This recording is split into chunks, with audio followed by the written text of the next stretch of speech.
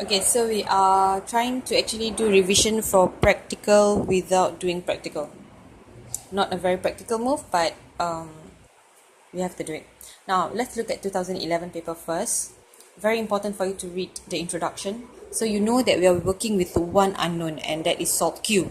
Salt Q has 3 different ions, okay? They mentioned that there are 3 different ions here. Okay, and you are supposed to test for any gases. First, you just look through the entire. You are supposed to heat gently. They just like to ask you to do heating in the front part. Okay, so you need to heat up this solid, which means you are gonna test for gases. They already tell you test any gas with red, blue paper, and any other test you think is appropriate, and it's 4 marks. So this is not gonna be easy. It means that there are probably 4 important points here. Okay, so then you put in metal. So this solid thing, right, whatever residue that is when you heat up, right, the whatever residue in that hard glass test tube, you are supposed to actually put it into deionized water, okay, half filled, and then okay, so that particular residue, transfer it into a large test tube, and then you put deionized water, then you shake it, make sure you make a solution of it. So this solution, you're going to take a bit and then put magnesium, see what happens. So for this, you know that Q is a salt, right? Q is a salt.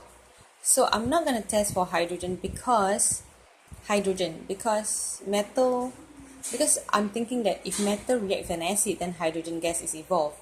But if metal is putting into a salt, there's probably a displacement reaction, which means this magnesium probably displaces the ion there. You get what I mean? So for example, if this ion have cation, maybe zinc or iron, so they want to see whether the magnesium will displace that particular cation. Okay, so never mind, even if you are just like maybe not, okay, never mind, just look through, and then you see at the back, this is the test for the cation. So if how I know, you put sodium hydroxide. So the moment you put sodium hydroxide, you are testing whether you get a white PPT, green PPT, or any PPT evolve, any color. So this is a test for cation. And then you gently warm the mixture, because if for example there is no PPT evolve, then you warm, you are actually, if ammonia is given out, then ammonium cation is present. Okay, so could it be that you have a white PPT and then also ammonia is evolved? Possible, because the question said that there are 3 different ions, so that's possible. So if for example, after putting this and you warm it up a little bit and you can smell a pungent smell, then you can suspect ammonia is evolved. And so for at this point, just test using the red litmus paper. So if that red litmus paper turns blue, over here you must write, on warming, a pungent gas turns red litmus paper blue. Upon warming, a pungent gas turns red litmus paper blue. So that's 1 mark already. This one, the PPT, you say what color PPT obtained, and then and this one, and then you state that because it's a gas, right, usually for gas you just state down there ammonia gas evolved. Okay, ammonia gas evolved. Then because there are 3, you see, so one more point you can say is, what is the color of the residue after you jointly warm up? So that's 3 marks.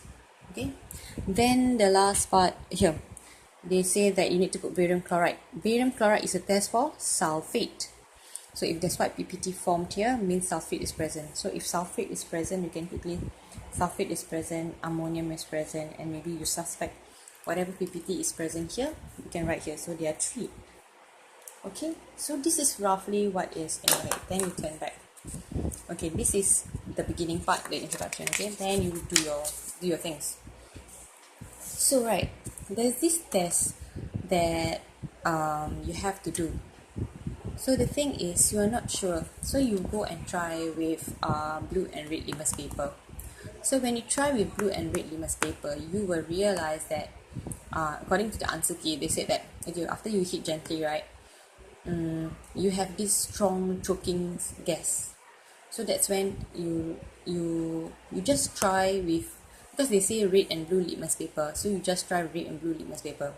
So then of course one of them will change color. If it doesn't change color, then you try with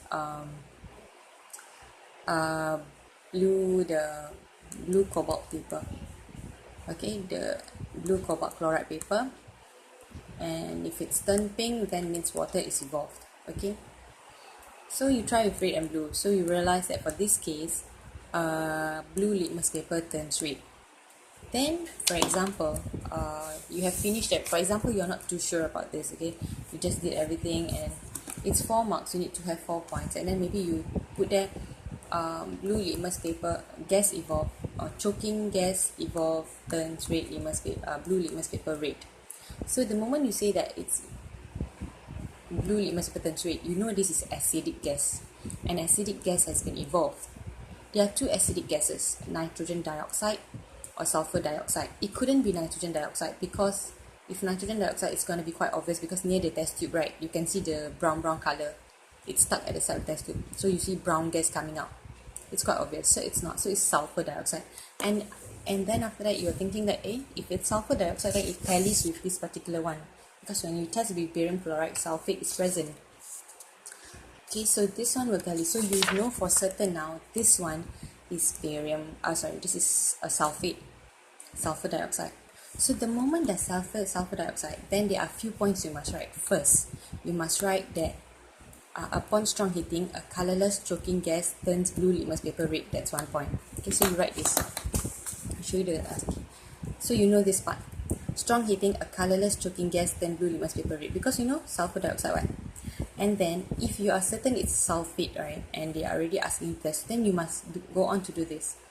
You try with potassium dichromate paper.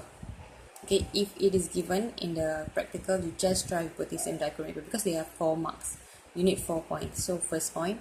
Second point, you see whether it, because if it's a sulfur dioxide, it is able to turn orange potassium dichromate green, from orange to green.